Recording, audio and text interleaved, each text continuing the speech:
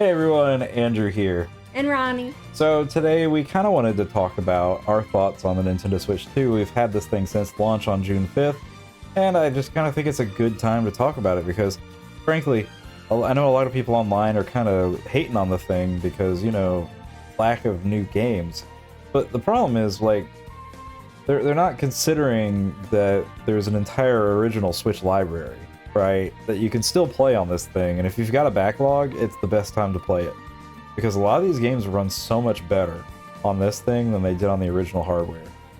So I've done a few tests on many games now, and I can, without a shadow of a doubt, just go ahead and say, like, on Switch 2, most original Switch games are practically flawless. At least they run the best they can. I would say your Falcom video is a good testament of that. Yeah. There's a lot of them just, like you said, they look better. Might as well just play them on this. Yeah, like the Trails in the Sky first chapter. Like, I mean, on Switch 1, it's perfectly playable, but obviously it's an inferior way to play it as opposed to just popping it in Switch 2. Now, I know that's a lot for some people because they don't have a Switch 2, but I mean, it is what it is. Like, these games are coming out on, like, original Switch hardware, and they're running suboptimally, and some of them have an uncapped frame rate, and they're pretty okay, right? Like, they do pretty good, but they never truly hit 60 outside of, like, menus, which is, again, Trails in the Sky. But on Switch 2, it's just perfect. It just runs exactly how you would want it to. And yeah, there's not like that many Switch 2 exclusives, but I mean, when you have an entire library as huge as the Switch library, which, I mean, you Yeah. see it back there, like. Oh yeah, I don't have to move. It's Yeah, no, right you're behind good. you. I've got way too many. So many, in fact, that I'm planning on doing more videos where I just kind of go through a few of them and showcase how awesome they run on the Switch 2 hardware. But other than that, I think I need to stop talking about the software. Let's talk about the hardware itself. So, I really like the magnetic Joy-Con a whole lot. Like, I think this is such a neat gimmick. I mean, it is a gimmick, but, like... No, they're so much better. I was messing... Way better. Like, I mess a lot with the Switch because we do the shorts and stuff. Yeah, and, got it right up there. Yeah, and I don't know, just the rails, it doesn't feel as sleek and, like... It's so fancy. seamless. Like, this feels expensive, and it is, but, like, Switch was expensive too, so... Yeah, it's definitely a more premium product, and I generally like it. This thing in the hands feels a lot better than the original Switch, and I think it has to do with the material of it. Like, it just has this nice, this nice so good. feel in the hand that I don't think I really had with the original Switch or the OLED model. I mean, they were fine, like they were what I had, right? Yeah. But this is premium, and the display. Oh, the screen is so much better. It's so, like, it's bigger. It's huge, and it looks good. Like, I mean, it's not an OLED. I get that. But, I mean, I don't even know if this is gonna come up on... It is hard to get it on camera. Like, yeah, when you're making shorts and stuff, if you film the screen, yeah, you have to be really close to get that red. yeah. But, at an angle, you can... It's kind of funny. Yeah. At an unoptimal angle, you can see it. It's one of the things, like, when I compare this thing to the OLED, having HDR kind of makes up for it. Being able to play all of my Switch games on a much larger screen with HDR. I mean, you can set it to just do HDR on pretty much any software you play. It's not great for a lot of stuff, but you can manually set it to only work on games that allow it, or that are optimized for it. Personally, I leave it on just because it's fun to see what some games look like with it. I think the craziest thing is this machine can do up to 120 FPS. So the display is a 120 hertz display. It's pretty darn cool. Like, in the main menu, it looks so good. And while there's not that many games that support it, there are a few that do have 120 FPS mode, like East 10 Proud Nordics, for instance. You can play that in 120 FPS if you so desire. It looks great, especially on the handheld. And, I mean, it's crazy to think about this, but this is Nintendo going 4K. And it's not true 4K in some instances. I believe Mario Kart World and Donkey Kong Bonanza are actually running at a lower native resolution, but DLSS is upscaling it to 4K. And DLSS to me is black magic. That stuff is crazy. Like, it genuinely can make games just look so dang good. And I know it's a controversial point for some people because they're like, ooh, AI upscaling is so bad.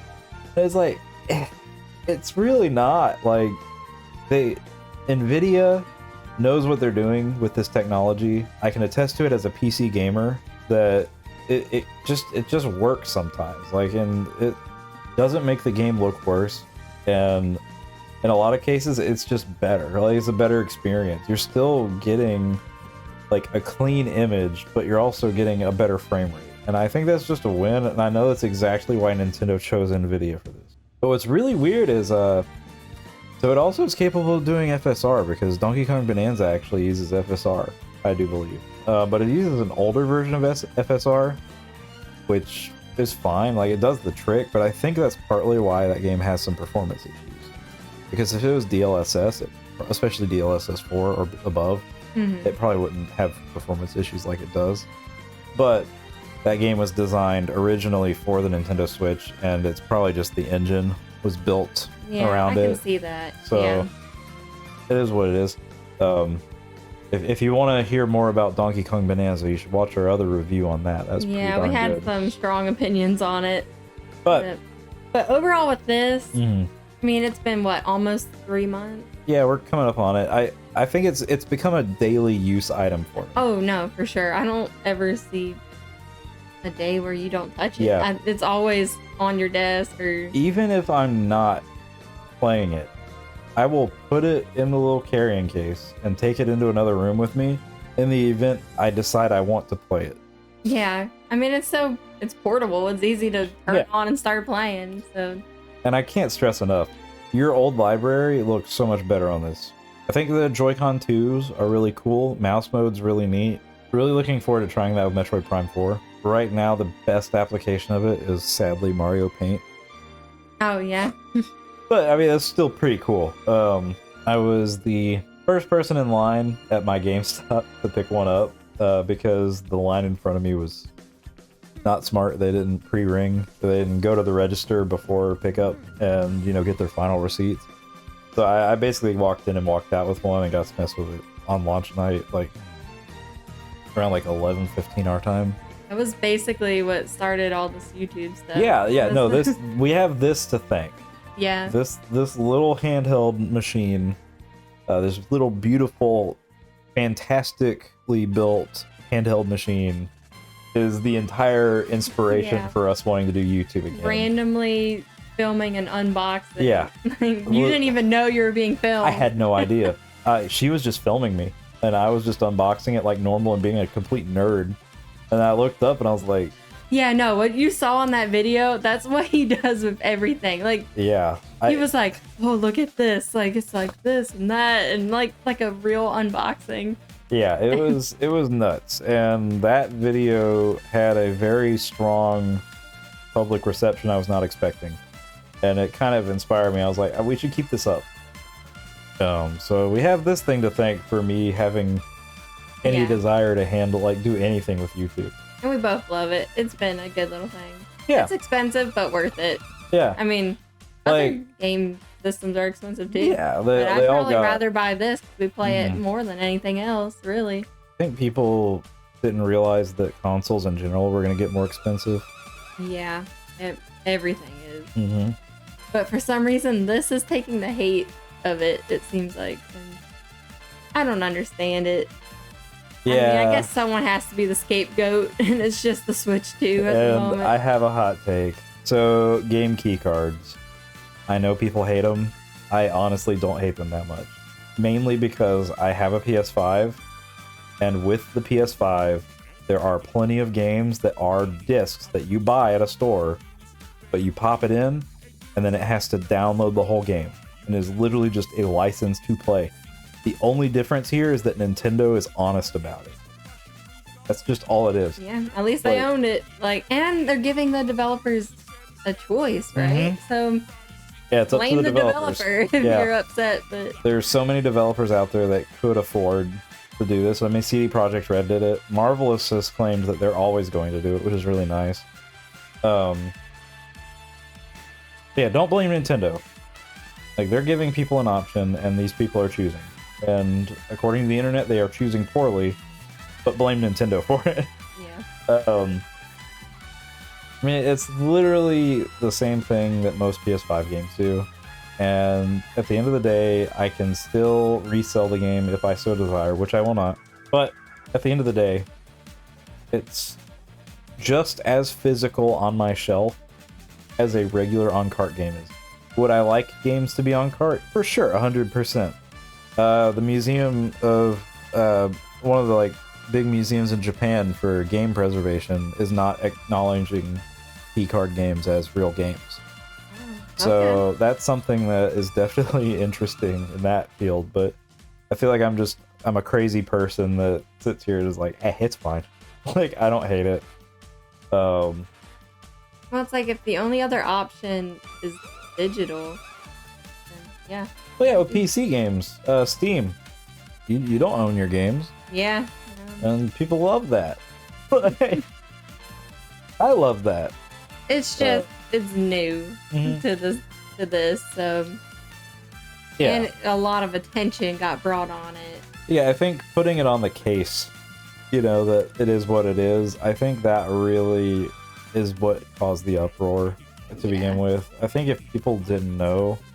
It's such a minor thing. Like, I really hope someone doesn't let that be why they don't get this system.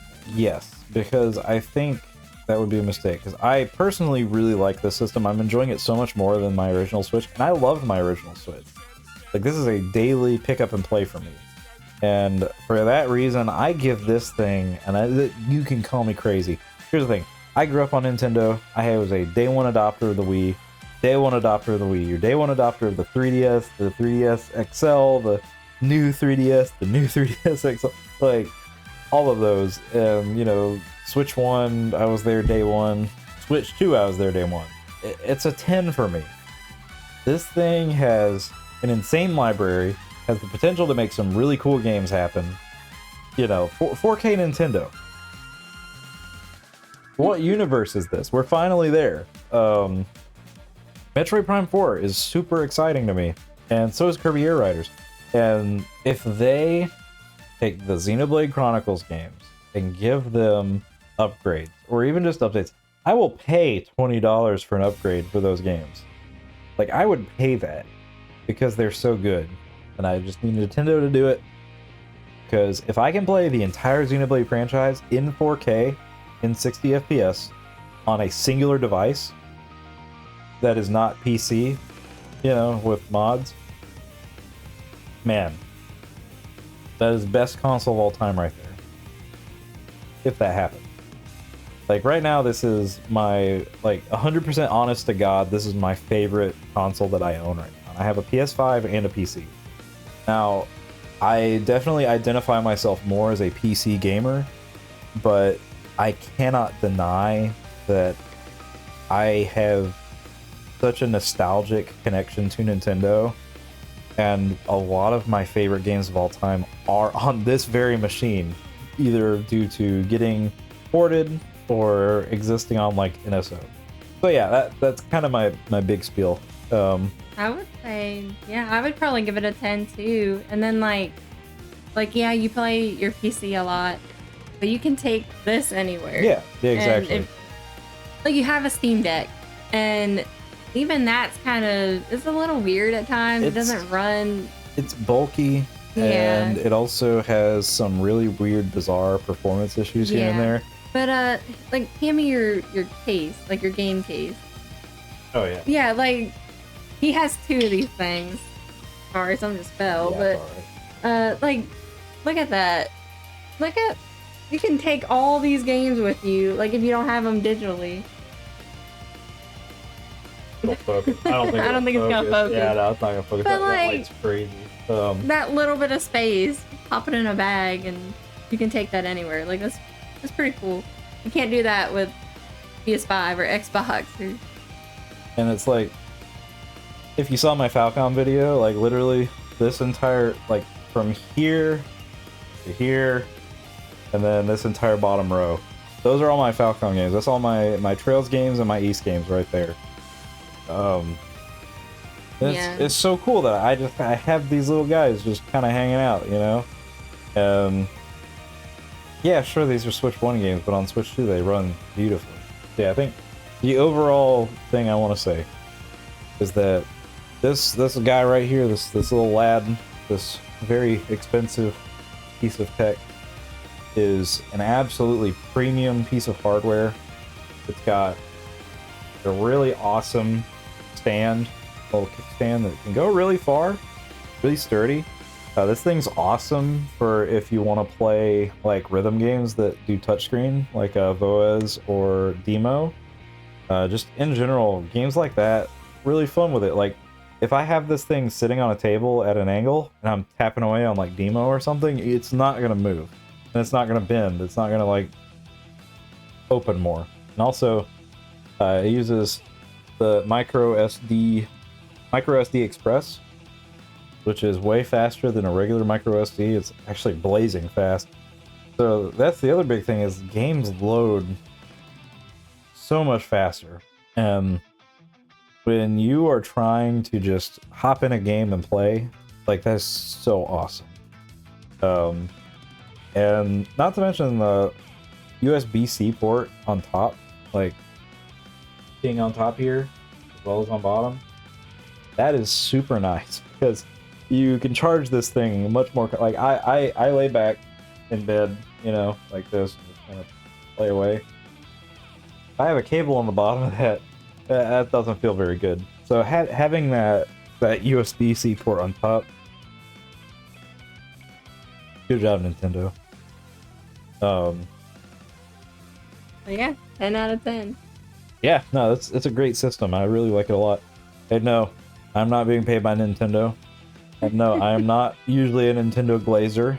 I mean, if you saw the DK Bonanza, like, we're not, like, that was specifically made for this, and... Also, this thing has probably the best... Oh, yeah. The best controller I've ever used on anything ever. This controller right here is so comfortable and premium. Like, I can't go back. I struggle to play with my PS5 controller now. Which, that's what I use on PC, because it's what I have to use on PC. If I could use this thing on PC, I would. But right now, Steam does not quite support it. And I don't feel like jerry-rigging it, because it's just not the same as having official support. I mean, and just to show my PS5 controller, I do love this. It's my Final Fantasy 16 PS5 DualSense. Really, really great controller. This was my favorite controller. Now it's that. So, yeah, in general, very happy with this piece of hardware. And I think you are as well. Yep, I can see us playing it forever, basically, until they make a Switch 3. Or... Yeah, no, whatever they got coming next, I'll support it. There's a rumor that PlayStation 6 is going to be a hybrid console as well, similar to this. I don't know if I believe it. Yeah. Even then, it's like, play the Switch, I feel like. Well, even then, like, I'm sure Nintendo's legal team will be in touch. Yeah. They like to do that. Well, PS5 needs to step it up right now. Yeah, I love my PS5, but we hit a point where I was just kind of sitting there like, I don't know what I want to play on it anymore, because a lot of the games that I was playing on it are on Steam and I can enjoy them better there. We hit a point where, when was the last time you played it? That's a good point. Yeah. Yeah, like straight up, PlayStation Plus tries to entice me here and there, but like I never feel any desire. It's not like NSO where, and this crazy comparison I know, but PlayStation Plus for the premium tier, which means you get everything, is like, I'm looking it up because it was way more than what it used to be. Let's see, premium cost. I like how I don't want to say $160 before tax. for a year. That's ridiculous. NSO, so that's one person too. That's only one person. There's no family pack for that. So NSO for the expansion pass for a year, which they give you like free DLC and stuff like Mario Kart 8, all of the extra tracks they released were free. Well, I shouldn't say free, you're paying for the service. But you got Game Boy, Game Boy Advance, NES, Super NES, GameCube, Genesis is on there, or Mega Drive. Expensive games. Like, yeah, there are some really expensive games in those collections. You know, and like the GameCube collection in particular is going to be very valuable soon. Once those Pokemon games are on there, it's over for a lot of people, I think. But how much was it? Like Nintendo's is... So for a year, for a family pass, it's $80. Yeah, and we have so many people. We've got 5 people on there. And they paid their part. They paid their part. Practically nothing. It's yeah, I mean the base plan is like $20 a year, but that's not with an expansion pass, and I think it's like $45 a year, maybe $40 to $45 a year for expansion pass for solo, I want to say. But so yeah, if you it might know be people, 50. the family. But yes, if you know people, the family pass is the way to go, because you can bring that price down for yourself quite a bit. So I do think there's a lot of value there. I'm more willing to boot up an NSO Classics collection and play like a retro game than I am to go get on the PS5 and download a random indie game that they're giving me for free.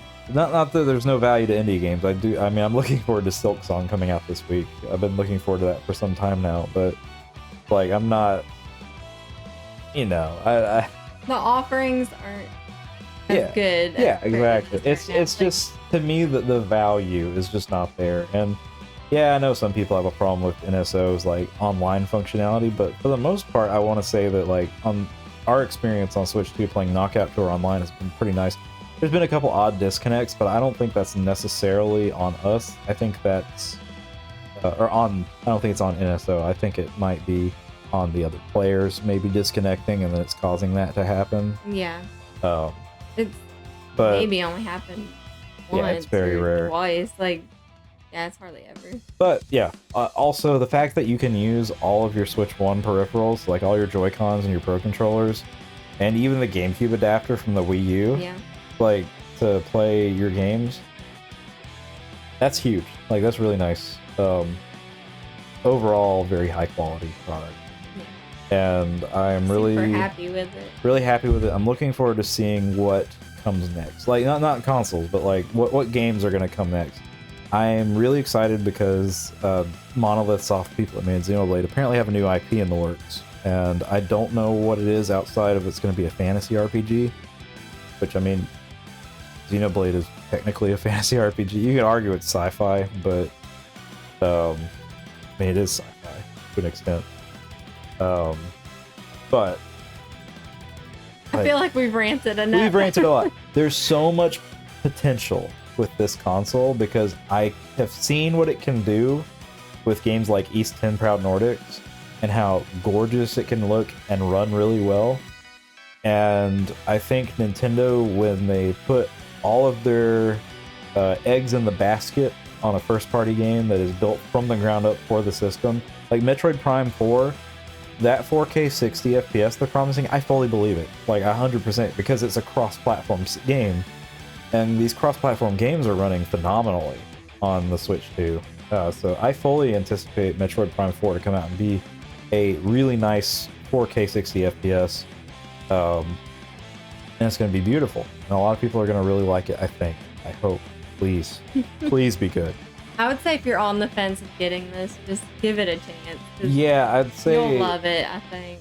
I'd say if you have a Switch 1 library that's really sizable like we do, like, it's worth the upgrade just because you can play them in a much better state than you would on your original hardware. And you could still sell the Switch for a decent amount. Like, we sold my Switch and kept his OLED Switch to go towards this for just stuff. Because we didn't need to. Yeah. But like, yeah, you can still get a decent amount. Put it towards this if you want, and Yeah, and if you don't Worth it. have a Switch or a Switch 2, just get the Switch 2. Oh yeah, That no, is- definitely don't Don't make hurt the yourself. upgrade. Yeah, don't hurt yourself in the long run, because it's gonna hit a point where Switch 1 games are not being made. It's just, that's the fact of life. It's gonna get to that point where Switch 2 games are the only games Nintendo's working on, and you don't want to be the guy that saw the Switch 2 come out and go, hey, I just bought an OLED Switch. I can't play anything. Because it's gonna happen, right? I mean, the catalog of Switch games is massive. There's way too many games to play, and you may as well play them the best way you can. In my opinion. That's just me though. As a PC gamer guy, I cry when my games are not running as optimally as they can. You know, at the best resolutions and the best performance. And that's what I get here, except it's my Nintendo games, which is awesome. So anyways, I think that's enough rambling. We just wanted to do a little, like, what we think about it. And yeah, it's been almost 3 months. I think we've gotten a good feel for it. yeah, it's overall, it's just a really premium product that, you know, it feels like the console that I've been waiting for a while out of one of these companies. Because I mean, you got the quality of the like what it can do, and then the performance of what you want, and the product just feels premium. Like, it just does. Like, it feels really good to hold. And yeah, a massive catalog of games that of every genre you can think of.